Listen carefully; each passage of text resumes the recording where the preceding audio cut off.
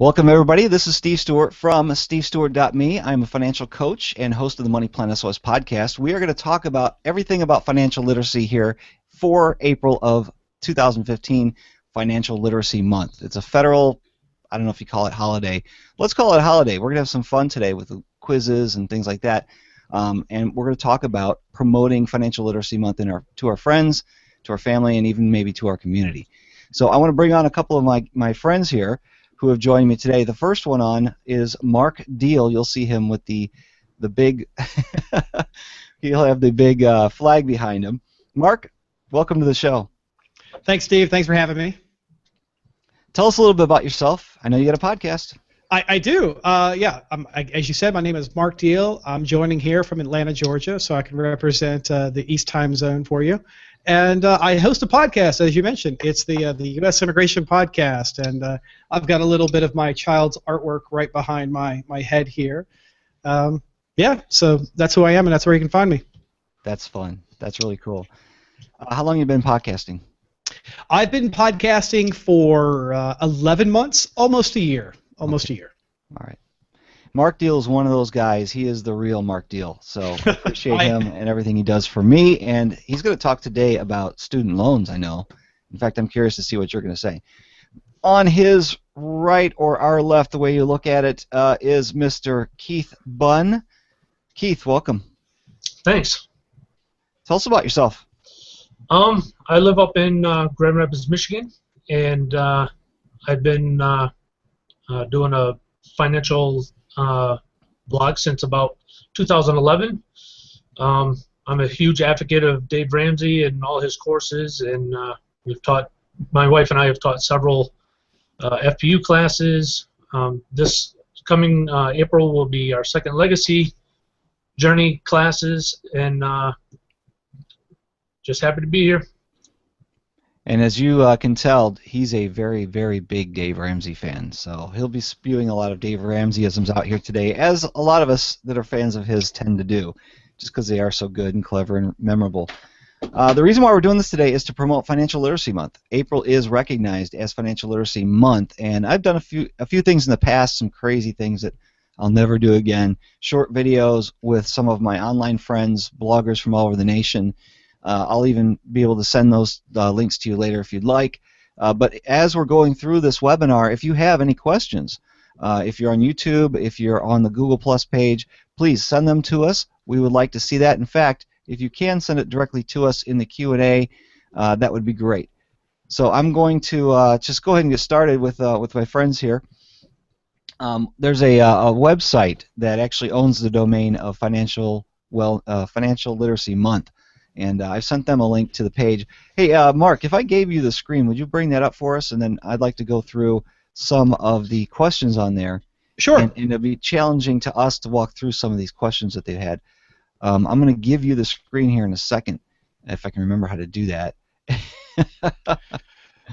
As the audience watches how the magic works, you know. That's right. That's not what it was. Okay. Well, we're going to figure this out. Maybe I should just bring it up. But then I got to figure out how to share the screen. You know, well, maybe I can share my screen via my camera, and that way I can host. Oh, guess what? I can't share it with you. Okay. But I am going to share my screen. So once you let me know if you guys can see this. Yep. All right. I promise there's Mark. I promise that I cleaned up my desktop. All right, we're going to go to this. This is going to be, are you a safe online shopper? And I'm going to ask you guys to answer this as well once we get this up. These are like questions to ask. You know, they make you think about it as well. Boy, Financial Literacy Month must be huge because it's not loading right now. I should have probably went ahead and downloaded and printed these things. Let's go old school, right? Let's print them. Keith, do you think that you're a safe shopper online? Yes. And why? Well, for one, I'd look at what I'm going to be buying and make sure that's not junk or whatever. I also make sure that it's a fairly reputable place that I go to, not just anything that just pops up on the screen, or I just may come across online.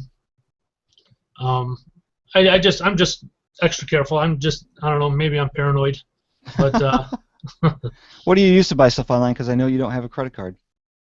um, I buy material for our financial peace classes, meaning, give you an example, in a Facebook group that I'm in, they were showing, some other coordinators were showing some stuffed gazelles What? to give away or use as displays for their financial peace classes.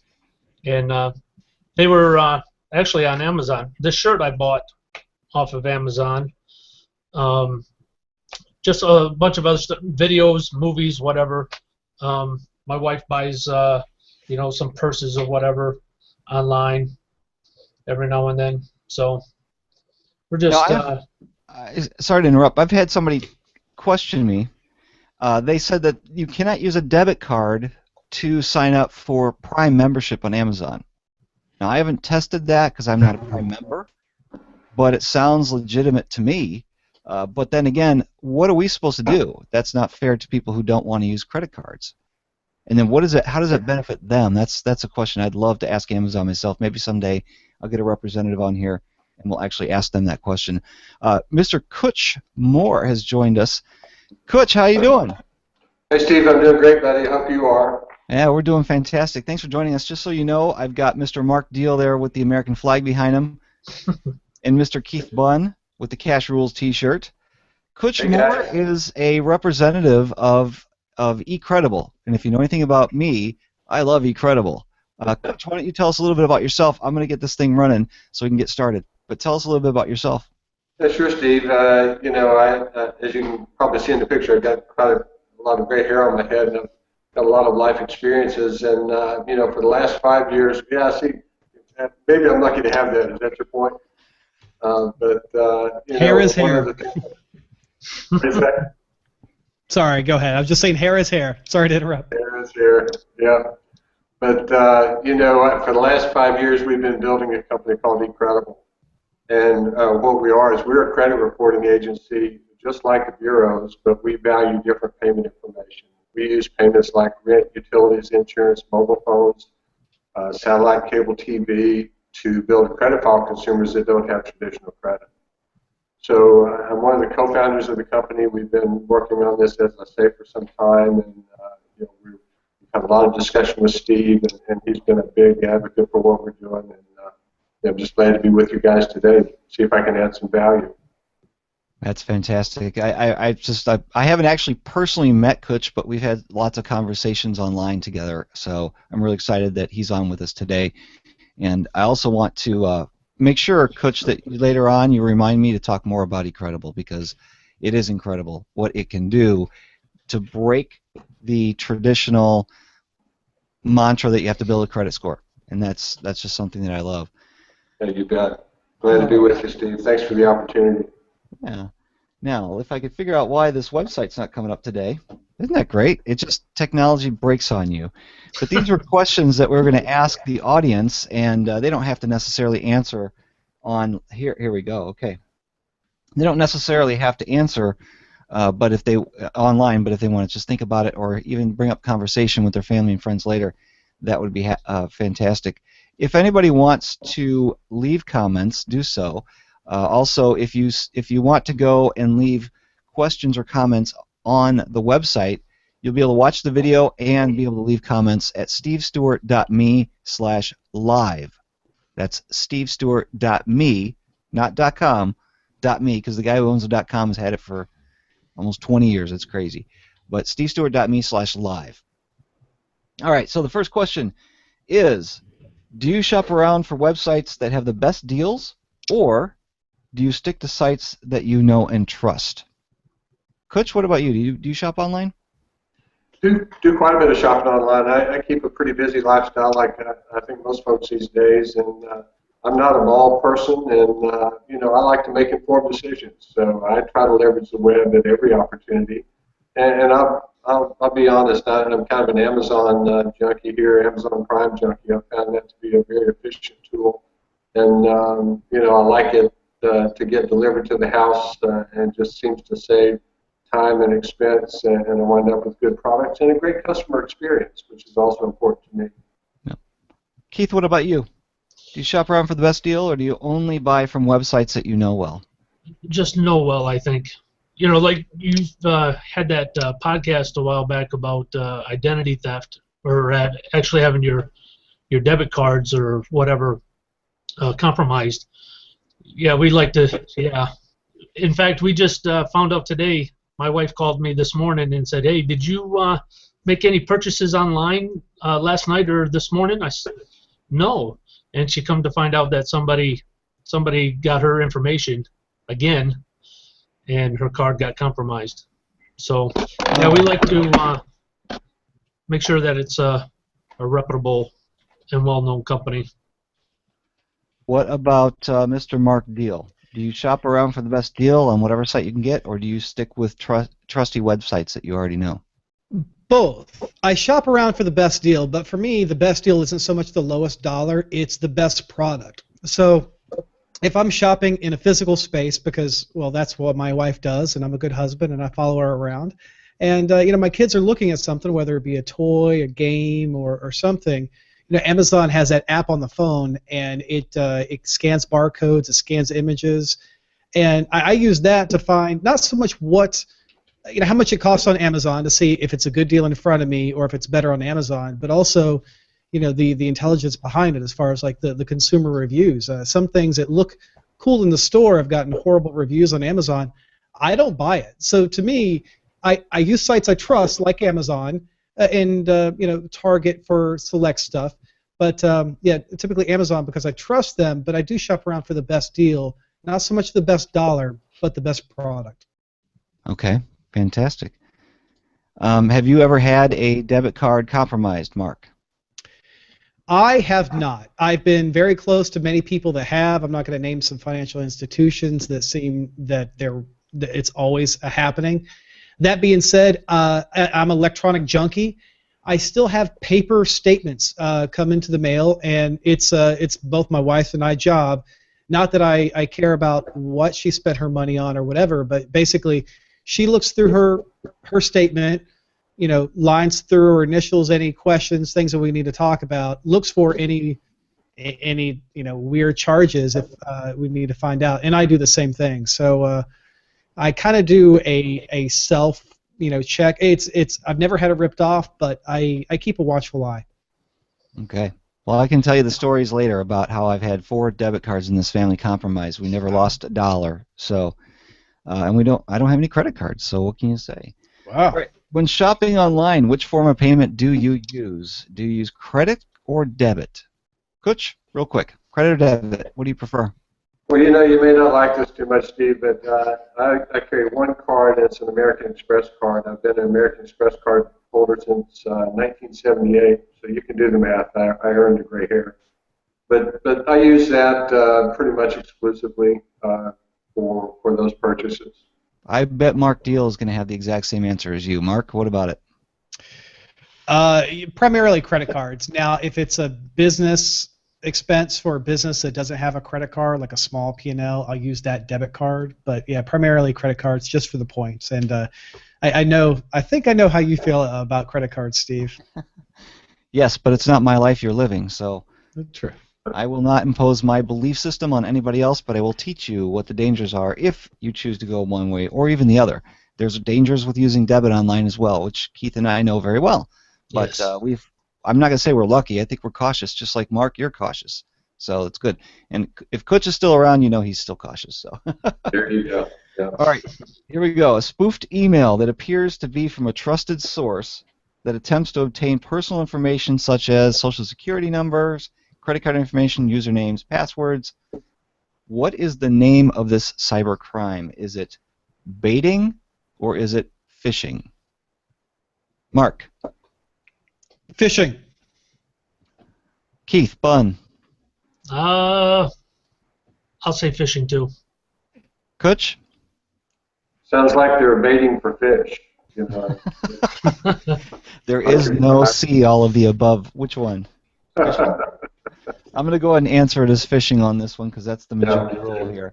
If you're shopping online and your web browser displays HTTPS in the URL and a closed padlock symbol, you know that for sure that they have websites that you know for sure that I'm reading this verbatim, you know for sure that their website you are on is legitimate and is completely safe to shop there. Is that true or false? HTTPS is legitimate and completely safe with the padlock on it. Speak up, guys. What do you think? Oh, in the order? Any order. Yeah. I'll say false. Keith? Yeah, false. Okay. Kutch? I think it's intended to leave one to believe that is correct, that it is secure, but may not be. Now, Kutch, you've been running this website with Steve Shaw and, of course, Steve Ely is the CEO or the president of eCredible, so you probably know a little bit more about internet security. What does the padlock represent in the browser? Well, you know, that I'll be honest with you, Steve, that's not my direct expertise. I'm more the ops guy. Okay. So I'm going to defer to some of my colleagues there that might be more attuned to that. Did Steve Shaw want to join us today? We could make half of this. We could make this half panel eCredible. All right.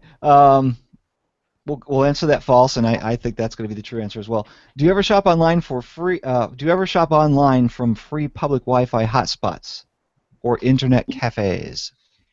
Let's go with Mark. I do, but in that case, I do look for the padlock and the HTTPS. I think that just means that the handshake is secure. Whatever happens on the website end, whether they're credible, is up to them. But yeah, I've shopped in open Wi-Fi. Yep. Keith? No, I haven't Never? done that. I don't think my wife. I don't know if my wife has, but I know I haven't. Okay. Kutch? I'm very guarded about that. I don't venture out very far from known spaces. Okay, so we're going to say no, never. Or Mark does and shouldn't. Well, Mark, I'm with you. Sometimes I'm just out and about and I do it. And, you buy some things when you're in the heat of the moment on your phone. For some reason, I think I did that at the last FinCon, but maybe that was just, I don't even know what it was. But yeah, I also look for some of those security measures as well. But I think there's other things you can do on the backside to make sure that you're secure. Although, if you get bit, you get bit. But as Keith Budd and I know, when your cards get compromised, there are things you have to go through to clear it up. But we haven't had too much trouble, so that's good. No. All right, when filling out a vendor form to complete an online transaction, how much information do you typically provide? I provide only the information required after checking the website's privacy policy and see how much my information will be used, or I fill in the required information plus some fields that are not required. Mark. It depends on my level of trust. If it's a website I know, people I know, I'll give them as much information as possible. But if it's, some other website, I don't know the people or company or some big corporate conglomerate, just give them the minimum required and call it done. All right. What about you, Keith? Yeah, I just give them the minimum. I think I'm maybe a little paranoid, especially after having so many times my cards been compromised. So yeah, I just give them the minimum. Okay. Kutch? Yeah, I'm the same thing. I just don't venture out into well-known sources. I'm going to really know the company before they're going to get any of my significant PII. Maybe that's my breeding in our business, but there's just so many avenues for disruption in that today, and I just avoid it at all costs and give absolutely the minimum information, and no information if I can't completely verify the source. Well, Kutch, you've been an Amazon Prime member, so unless you're signing up for somebody's service, you're probably getting everything from Amazon, aren't you? I get quite a lot of information from Amazon. That's correct. Yeah. All right, number 7. Many web. Were you going to say something, Mark? Sorry. Many websites will ask you to create an account with them in order to make a purchase. when you create a new account online, what type of password do you normally associate with the account?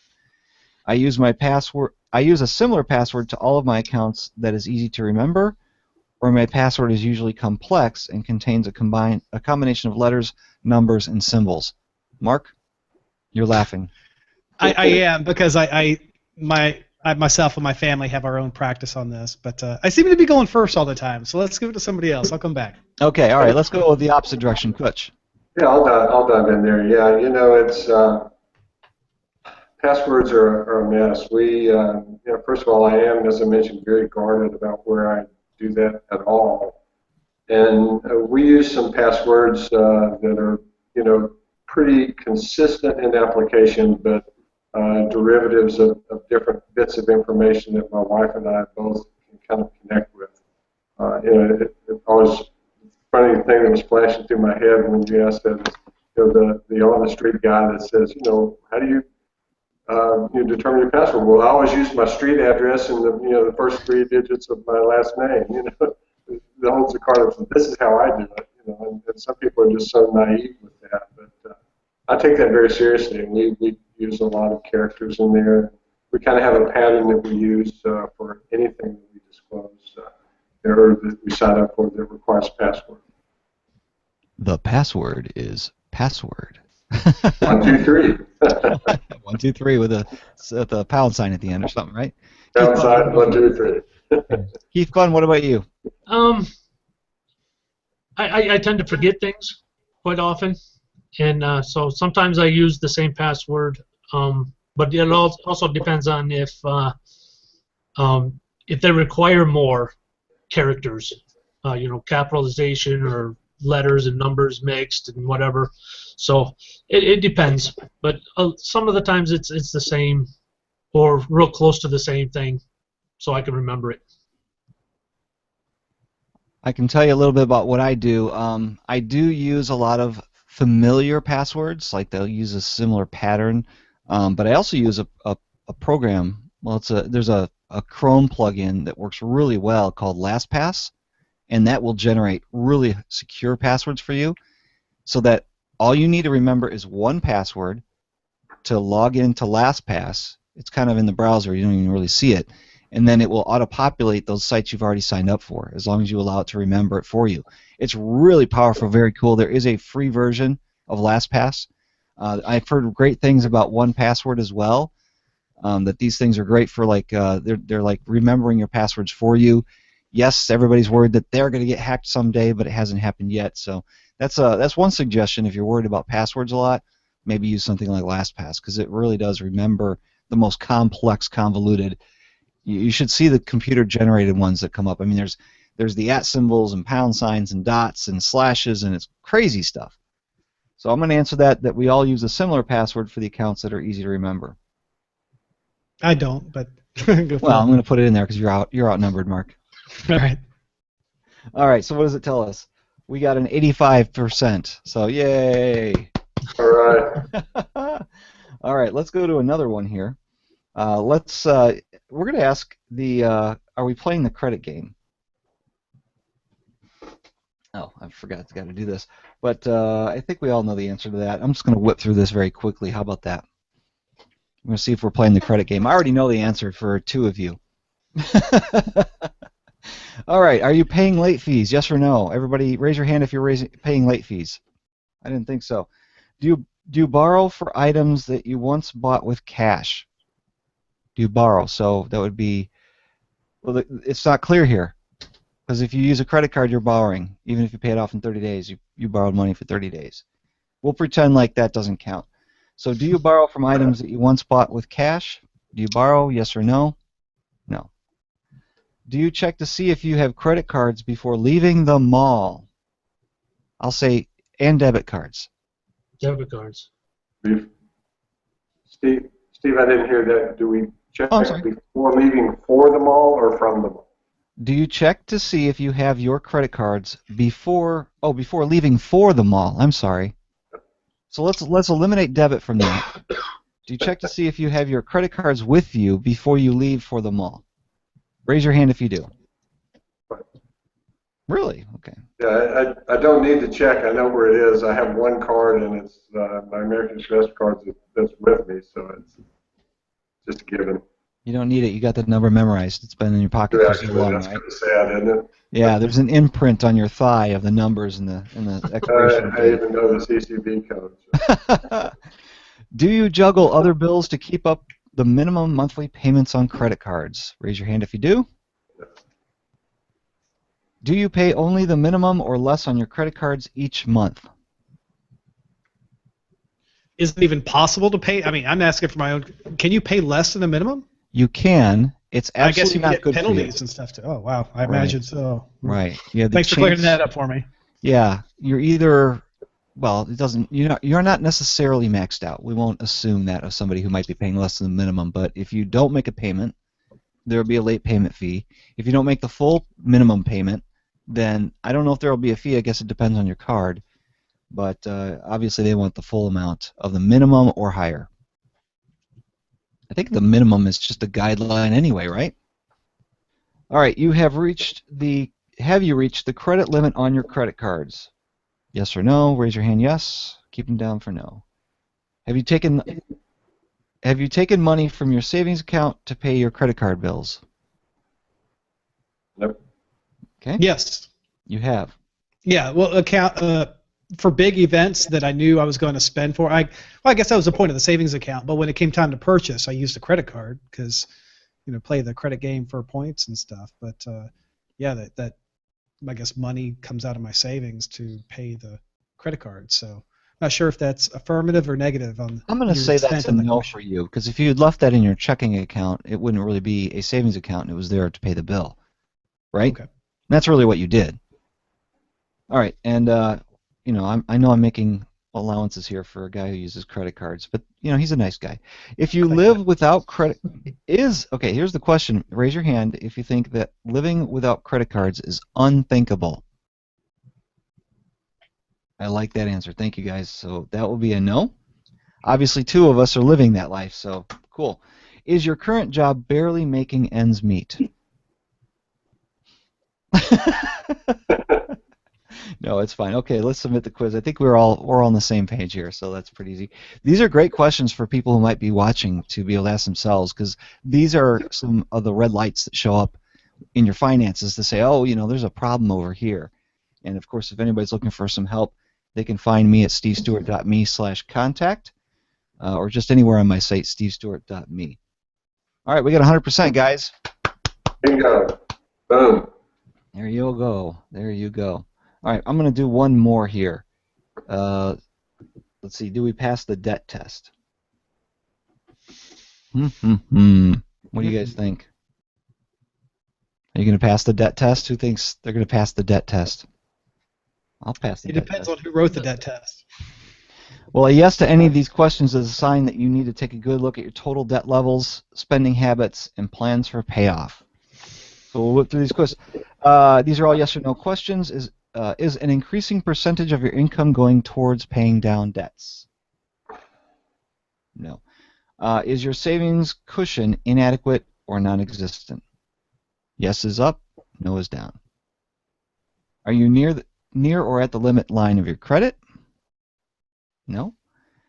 Can you only make the minimum payments? We already answered that. Are you often late with bill payments? I think we already answered that. Are you paying bills with money earmarked for something else? Would anybody be ashamed if they were to raise their hand in any of these questions? I would be ashamed, yes. Yes. So be honest. We're not judging here. This is a safe place. Are you using credit to pay for items that you used to buy with cash? We already answered that in a different quiz. If you lost your job, would you be under immediate financial strain? That is a great question for anybody. I just now, like before this started, released an episode of Money Plan SOS. It's an interview with Dan Miller, who wrote the book 48 Days to the Work You Love. And in the interview, I talked to him about a friend of mine who was unemployed for 7.5 months while his wife was pregnant with their second child. And they were okay because they had no consumer debt and they had a big honking emergency fund. People who have downloaded my podcast app can go and listen to that right now. It doesn't get released to the public until tomorrow, But if you want to listen to it, just go to stevestewart.me/iPhone or stevestewart.me/iPad. You can download the iOS app. Or if you're on an Android, you can go to stevestewart.me/Android. Download the app. It's the podcast app for my show. You can listen to all the shows that way and bonus content as well. That's 2 ads I've done in this webinar, hasn't it, Ben? I'll give you guys a chance to talk, by the way. I promise. Well Are you done. unsure? Are you unsure about how much you owe? Does anybody know exactly how much they owe? I don't know the exact amount. Okay. Checking a file, I would know. $11,695 and some odd cents. For your mortgage. Uh-huh. Yeah. Mortgage is the last thing. We'll say that we are not unsure about that number. Are you being threatened by collectors with possible legal action? I get the impression that nobody here is. So we'll finish up the quiz to find out that we scored. Come on. It's 100% again, guys. Woo! All right, so, you I came chipped up off with Steve's paper. looking over my shoulder, as it were, right? All right. Well, if you come on a show with me, obviously you're looking at your finances more closely than the average American. So these questions were kind of gimmies for a lot of our panelists, but if you're looking for help, I can help you answer those questions as well. These guys all have good hearts in their own ways that could help. Keith Bunn, you do financial coaching one-on-one up in Michigan, is that correct? Yes. Yep. And now, Mark, you help people with.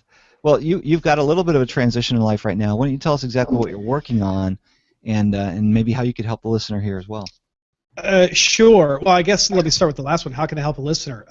Background, had an MBA, a Master of Business Administration from a school program just ranked 18th in the nation. I was in corporate finance for a while, and I was managing partner at Foreign Investor Resource Group, where I worked with foreign nationals, entrepreneurs, executives, and investors. And I think it was some of those experiences, as well as cyber stalking Steve Stewart, because I'm a big fan of Money Fund and SOS. That's how I'm here on this show. How I can help people is, I suppose, if they have immigration concerns and perhaps how their money would play into that, or whether it's a non-financial immigration concern. I've got resources and tons of attorneys to point them to. And I know, Coach, this is our opportunity to talk about our favorite online services, eCredible. Tell us what eCredible is, what it does, a little more detail than what we were saying earlier. Sure, absolutely. So eCredible is a credit reporting agency, just like the bureaus. Now, the biggest difference for us is that the bureaus, Equifax, TransUnion, and Experian, you guys know, I'm sure, they're in business really to serve businesses, to help them with their credit decision. But we're different in that we're in business to really advocate for consumers. And so we've spent a lot of time building out our system. We spent a lot of time speaking with the CFPB. They love what we're doing because, this whole idea of credit, and particularly when you're dealing with the bureaus, is kind of a deep, dark chasm for a lot of folks. It's more typically viewed as something that happens to you rather than something that you're in control of.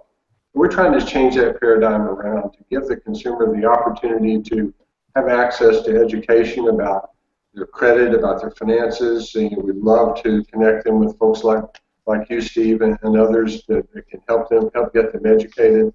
But we think that there's a significant opportunity for customers, for our customers and consumers, to be able to build a credit file using payments that they're already making, like rent, utilities, insurance, mobile phone, cable, all those payments that I mentioned, and demonstrate that they can be a wonderful customer without going into debt. It's the old catch-22 of how do you prove that you can be a great customer? Well, let me go into debt to show you that I can be a good customer. Quite frankly, I would much rather do business with you, Steve, knowing that you're financially responsible and you've taken great care to have margin in your life and you pay your bills on time, rather than demonstrate to me that you've had this portfolio of debt for the last 15 years that you've done extremely well with. So we're kind of turning the industry upside down a little bit in that regard. And, our biggest challenge corporately, quite frankly, is just, we have our own proprietary credit report that we call an AMP credit report, AMP, AMP stands for All My Payments. And then we have an AMP credit rating, which we use to kind of be a proxy, if you will, for other scoring models. And we simply use an A through F model, A being very good and F being not so good. You got a lot of work to do. And so that's the way we've set this system up. And, you know, our biggest challenge day to day is helping consumers, you know, get access to the kind of offers that might be important to them. If they do need to buy a home, for example, you know, Steve, you know that we have partnered with Churchill Mortgage, one of Dave's marquee companies, and Churchill Mortgage will actually use our credit rating model to underwrite a mortgage if a consumer does not have a FICO score. If they do have a FICO score, then they will use the FICO score and not our score. We're just within the next 2 or 3 weeks, we expect to be announcing a relationship with another mortgage group out on the West Coast that does a lot of FHA loans, and they have agreed to use our model for underwriting for FHA loans. And we're very excited about that because it will not be predicated on, you know, do you or don't you have a FICO score. They will use our score for underwriting. So that's our basic model, and you know, we're very excited to be able to give consumers this opportunity really for the first time to empower them with some resources that they didn't know they had available. Coach, let me ask you this question: would it be accurate to say that people who do this, would it be accurate to say that people who follow the same good financial principles without borrowing money would still be considered credit worthy as people who have a high credit score? They're just being looked at differently. Well, unfortunately, I think our economy is really focused on the debt side of that equation. They want to look at traditional means, you know. Right, but if we're looking at the behaviors, you know, the behaviors of somebody with a high credit score who is borrowing money, paying off their credit cards every month, versus somebody who's just paying cash for everything, whether it's through a debit card, check, or actual money, or even Bitcoin, those same behaviors will prove somebody credit worthy. It's just that the banks are looking through this goggles of FICO. Is that correct?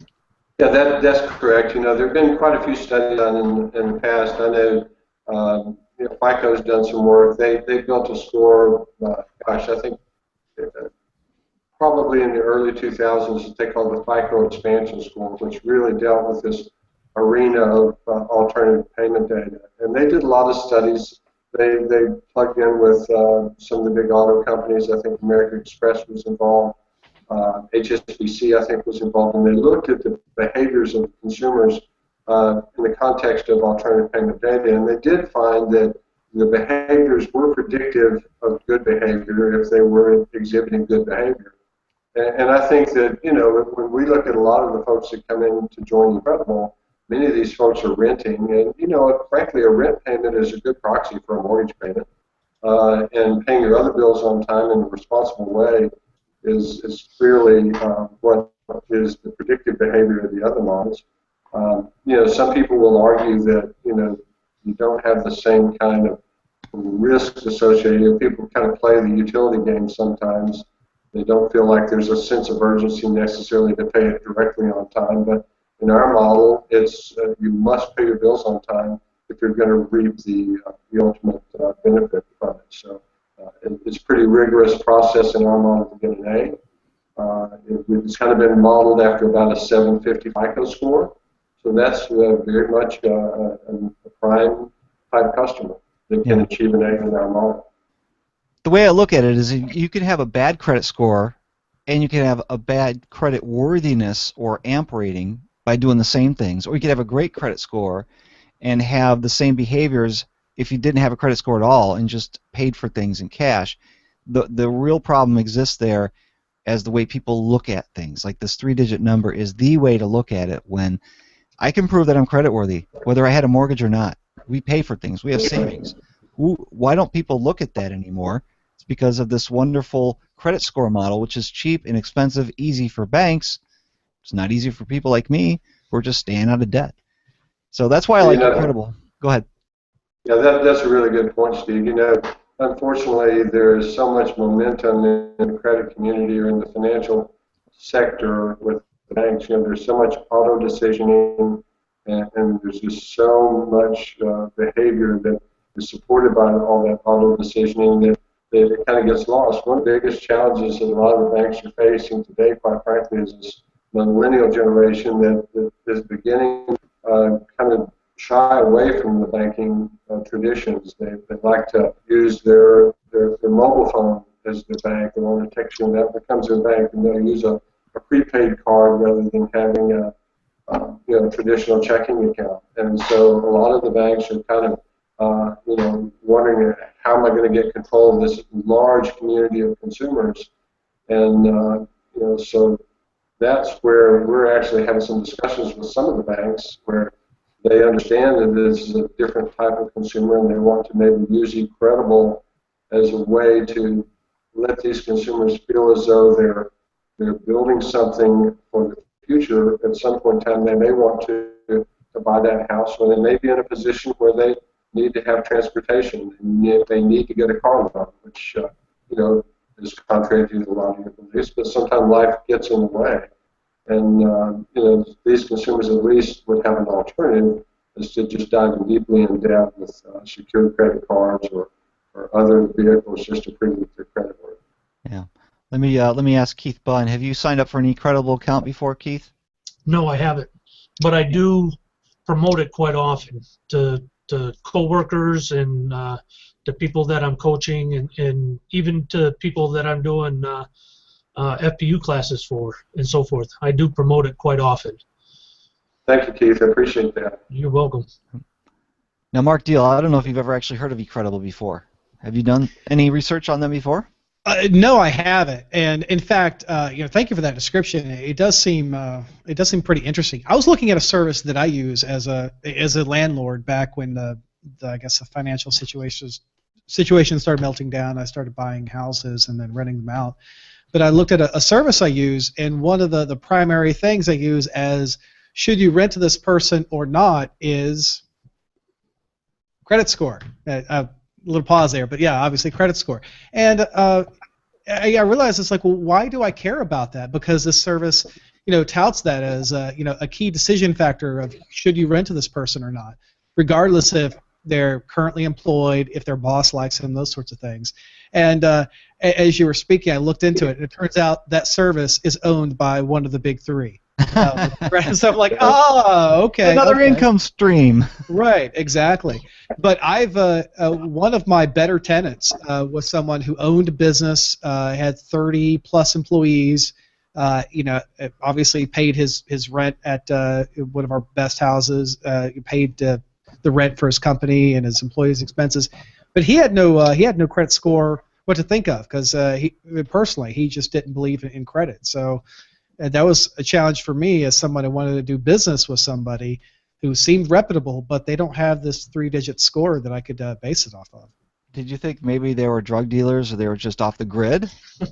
No, because I've been to his place of business. In fact, to get him to sign a lease, the property manager actually went to his company, and so obviously, they weren't, in their underwear packing drugs as you see on the movies. They were doing some computer stuff. I don't know, but he came out with a signed lease and all the deposits and stuff. So yeah, he was a reputable person. But it's interesting because as someone not in that field, everyone says, oh, your credit score is very important, and maybe it's a proxy. If people put a faith into that and say, look, I care about my credit score, so look at my credit score as a proxy to give me this loan. But if people put faith in another system, like what Kutch is proposing, and someone says, look at this system will say that I'm a good person and I care about this enough, and their criteria is even higher, doesn't have these games, as you said.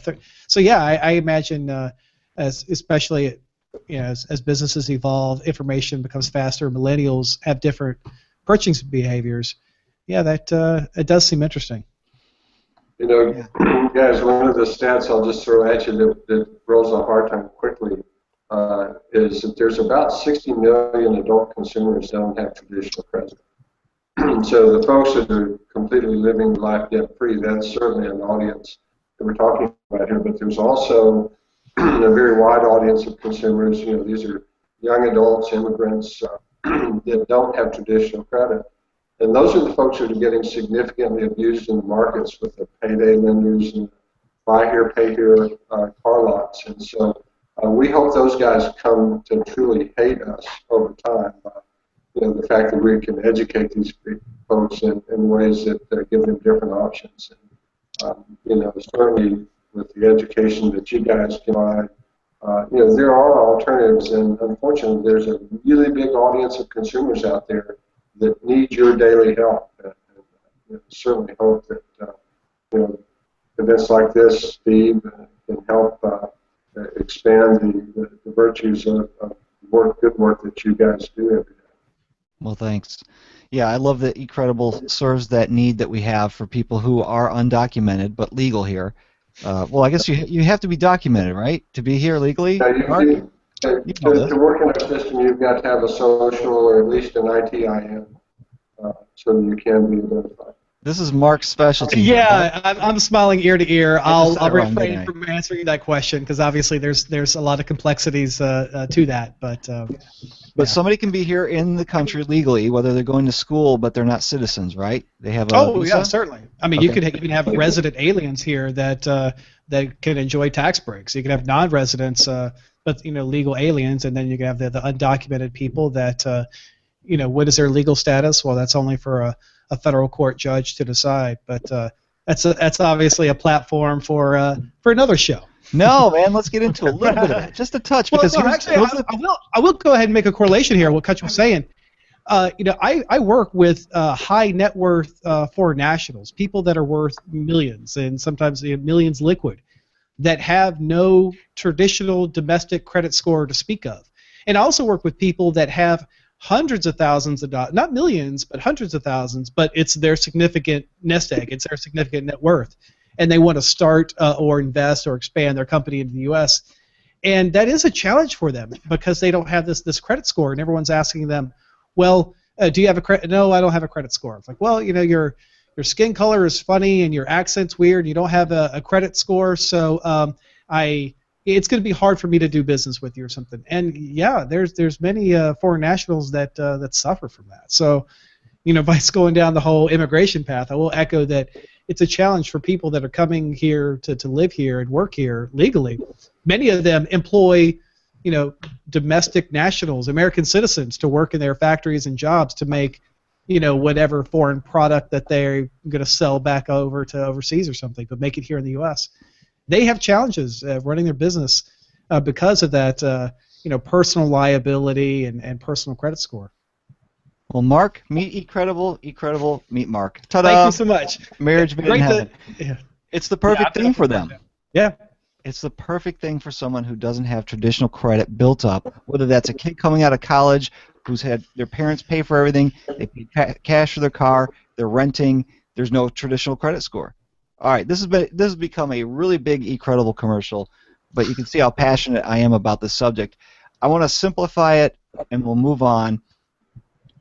If you do the right behaviors with their money, you'll either have a great credit score or you'll be very, very credit worthy, as eCredible can prove. If you do bad things with money, like you don't make your payments on time, you miss payments, you're over your limit, all this stuff, then you're going to have a bad credit score or you're not going to be credit worthy. That's pretty much the summary of it, right? So for those who want a traditional credit score, you can go play the FICO games. For those of you who don't want a traditional credit score, but you want to do the right things with money, don't worry. You don't have to worry about your credit score. We have things like eCredible that can prove your credit worthiness if you need it for something like a mortgage for a home. Ranto's over. Okay. Hey, guys, I really appreciate you coming on. I wanted to do a quick couple announcements here real quick. I want to say a happy birthday to my friend Matt Wegner. He was going to come on today, but wasn't able to make it. He's kind of working. Can you believe that? The guy's working. And then a shout out to Alan from Wisconsin, as well as Lewis and Bob, who instantly caught my typo on my newsletter to say that, wait, is this 12 Eastern or 12 Central? Because I listed them both. So, I hate typos so much. So what's up next for you, Mr. Mark Deal? What's up next for you? What are you doing this week? This week? Yeah, what's the big project on your desk? Oh, I'm actually working with a couple law firms to essentially automate some of their engagement funnels, so it'll be easier for foreign nationals to find time on their calendars and work with them.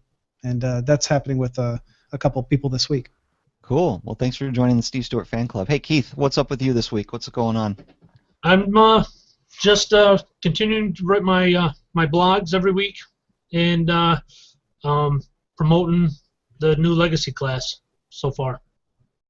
And training to be the air traffic controlman, right? Yes. I'm just teasing. I used to wear one of those too, boy, I'll tell you. I've actually made fun of myself in videos for wearing those. They're great if you get the right ones. Oh my gosh, they're fantastic. Kutch, I know what you're doing. You're over at eCredible, so what's going on there? I know you're saying that there might be a agreement with another lender on the West Coast. You said that's coming up soon? Yes, that's coming up very soon. In fact, I just signed the what we call our marketing affiliate agreement last week, and so we're just going through the final details. Keep an eye on our website. Probably 2 weeks out to get that inclusion there, but this is something we work on every day. You know, as a young company, we don't have a big marketing budget, so we rely on affiliate partners, and we've got a number of them that help us spread the word, that are going to be adding a lot of scale to our business. And guys, I really appreciate your interest in what we're doing. And Steve, thank you so much for the allocation of time today about Incredible. You know, we love the fact that we really have a double bottom line business, that if we do our job well, we're going to do a lot of social good and impact the lives of millions of deserving consumers. And if we do that well, we'll be rewarded appropriately. But our focus is really changing the paradigm and helping people realize that they've got options they didn't know they had. Fantastic. All right. Well, I appreciate you guys coming on, hanging out with me today. This is fun. I'm going to be doing another webinar. It's going to be on Thursday, April 2nd at 12:30 Eastern, 11:30 Central. I'm going to have a friend of mine, online friend of mine, who's got 6 figures of student loan debt. Wait a minute, Mark. You wanted to talk about student loan debt, didn't you? No, I don't. No, okay. Well, anyway, she's going to come on with me. We're going to talk about why we love YNAB, but right there, right after I announce the thing, Dave Ramsey comes out with an almost exact, from what I can tell, almost an exact similar product called Every Dollar. So we might turn this into a comparison shopping between, budgets that we think are really cool because of just the online or the iPhone and the Android apps, which Dave Ramsey doesn't have an Android app, but we'll find out more about that later. So it's going to be April 2nd, 2015 at 12:30 Eastern, 11:30 Central, 9:30 Pacific, and I hope people can join in. If you want to register and get information about all upcoming webinars, go to stevestewart.me/webinars and put your name and address in there. You'll get emails to remind you of the webinars coming up. Mark Deal, plug your website. USImmigrationPodcast.com. Keith Bunn, plug your website. CavisFinancialCoaching.com. CAVUS. Yes, sir. Yep. And Kutch Moore. It's eCredible, and that's spelled ECREDABLE.com. Yep. Oh, I should probably give them the promo code to get them a free membership. If they go and use they go to eCredible.com, use the code SOS, you'll get a free recurring monthly membership. The only time you ever pay for eCredible is when you actually want to prove your credit worthiness to a lender. That's correct, Steve. It's just when we have to verify the payment information. Yep, and that's the resource that we want. So sign up at eCredible.com. Use the promo code at checkout SOS. That's for Money Plan SOS, as you can see right there, and you'll get that recurring membership, no problems. All right, thanks for coming on, guys. This is a lot of fun. Hopefully, I'll get to see you again in a near webinar coming up in the near future. Thank you. Thanks for having us.